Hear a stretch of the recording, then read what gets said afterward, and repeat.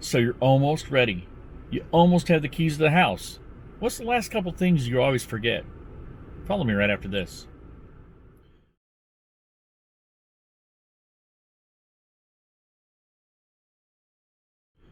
So it's almost moving day, and you're almost ready to actually sign on the paperwork, and you're almost ready to get that house. What are the last couple steps you have to worry about? Well, for one, you need to make sure you have the funds available that you can end up sending over to the company. Now, if it's a large amount, normally you end up wiring it. Now, just be careful. Make sure you're actually sending it to the correct people. Don't go through and just send it out to a random thing. Make sure you call up the company. Make sure you go to your bank, have them call the company that you're supposed to be sending this to. A lot of times here in Florida, we have title companies that do a lot of our work. Not necessarily a lawyer. They have lawyers that work there, but not necessarily a lawyer.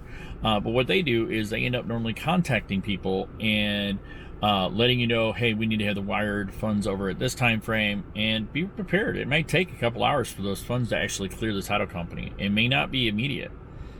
But once those funds are there, what's the next step? Well, guess what? You got to have electric and water at the house. And if you're in an area of Jacksonville market, there is some places that do have gas also, so they have natural gas in certain areas. And I'm sure you have that up north. If you lived up north, you have natural gas or other type of ways of heating and cooling your house. You need to turn that on, and you might want to set that up a couple days ahead of time. So don't waste last minute, because the worst thing in the world is closing on paperwork and everything else on a Friday, and the seller went and turned off the power. And over the weekend, you have no electricity in the house. Crash course for a storm. Not necessarily what you want to do, but you may want to make sure you do that a couple days ahead of time. At least get it set up tentatively on Friday or tentatively on Monday. Sometimes the sellers will be nice and allow you to have electric until Monday or Tuesday. Not all the time. So make sure you have your electric and your water set up, especially if you're in a house that needs that type of a thing. A lot of houses around here need electric and water. What is another thing? Have your mail forwarded. Make sure you get your mail set up so that it's actually going to the house that you're going to be moving to by a certain date. Maybe not necessarily that Friday if you're doing a Friday close, but maybe start the mail on a Monday or something like that.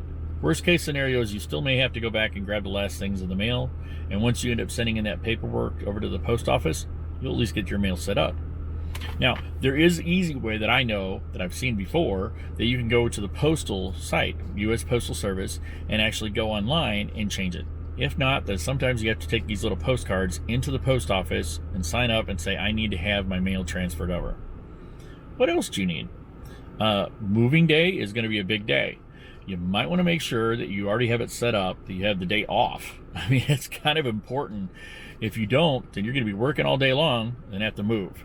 Now, I've done that plenty of times before I was a realtor. I used to work in another concept, and when I did that, I would have to actually grab my boxes, get everything all set up, get the moving truck, have it all ready and ready.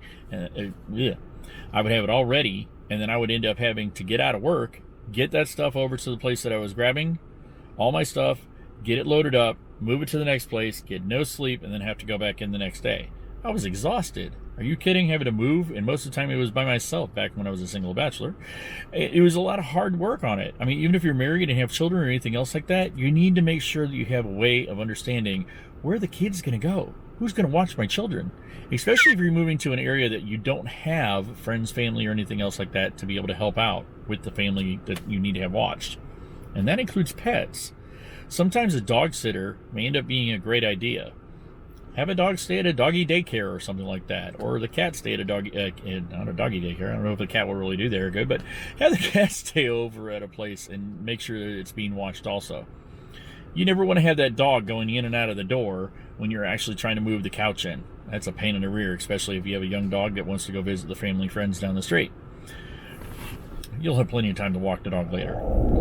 Make sure that you're all set up and ready for that. Make sure you have boxes. Make sure you're all ready for that type of thing.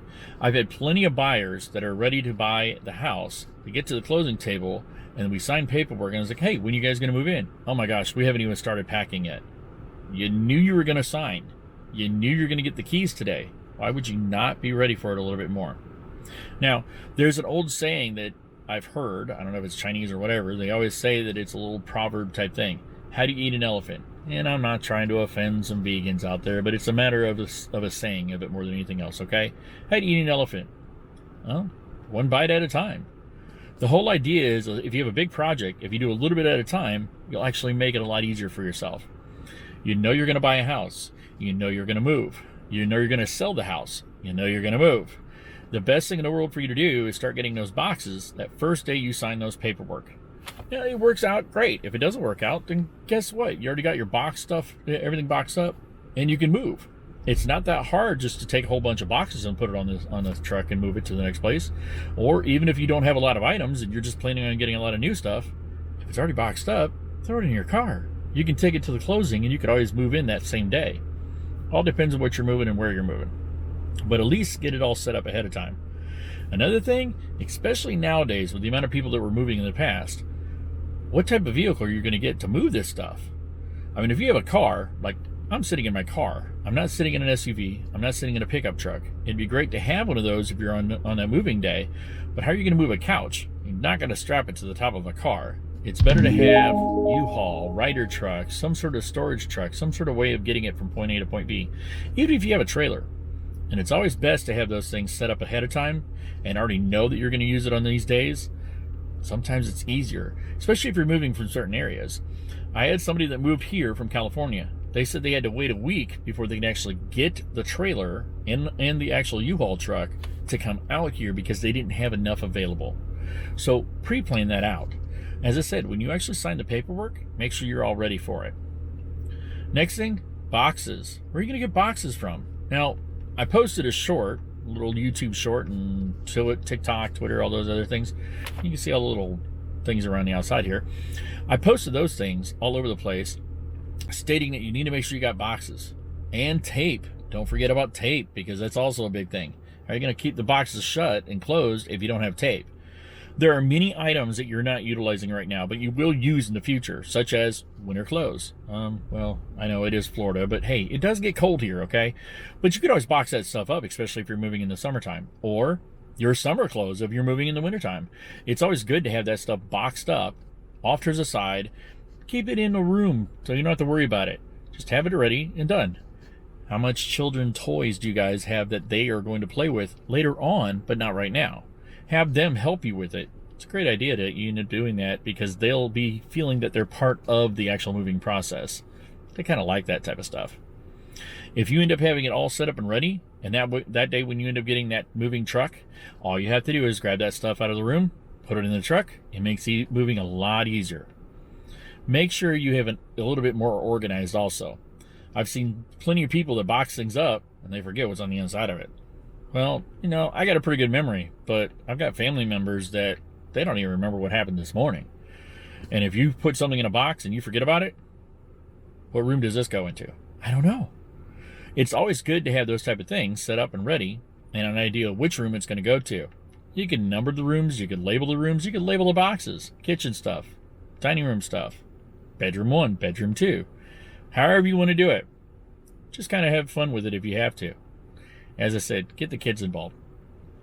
Hopefully this video was good for you and you got a little bit of education out of it, and that way you guys can use some of this information very, very useful for you. If you do, please like and subscribe. I appreciate that. Make sure you follow for all the other videos that we end up doing. I try and post videos once a week, and that way I kind of keep up with it. I also post YouTube shorts, TikTok, Instagram, Facebook. Follow the little links that we have around here, and hopefully you'll be able to see us on other type of things.